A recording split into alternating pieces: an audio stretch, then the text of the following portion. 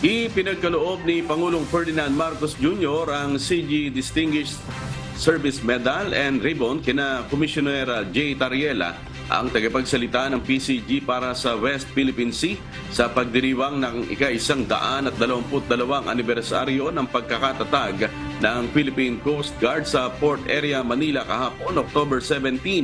Binigyan ng parangal si Tariela dahil sa kanyang pagtupad ng tungkulin at paglathala ng makatotohanang salaysay sa mga issue sa WPS at para sa paglalabas ng mga kapani-paniwalang mga larawan na nagpapalakas sa pagiging makabayan ng mga Pilipino.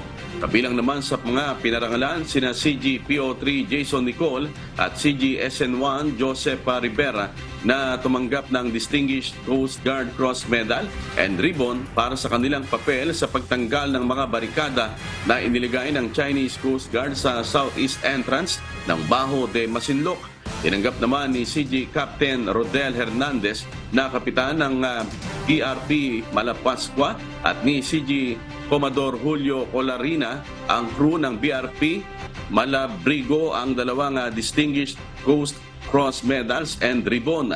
Kinilala ang matagumpay ng mga operasyon sa West Philippine Sea ni Hernandez habang pinarangalan naman si Colarina dahil din sa tagumpay ng kanilang misyon matapos harapin ang mga water cannon mula sa Chinese Coast Guard sa WPS. Sa nasabing pagdiriwang, ipinresinta ni PCG Commandant Admiral Artemio Abu ang accomplishment report ng PCG at naghayag ng kanilang mga operasyon sa pagsasagawa ng kanilang tungkulin para sa publiko, lalo na sa mga mangingisda sa kabila ng patuloy na pagtatanggol sa West Philippine Sea.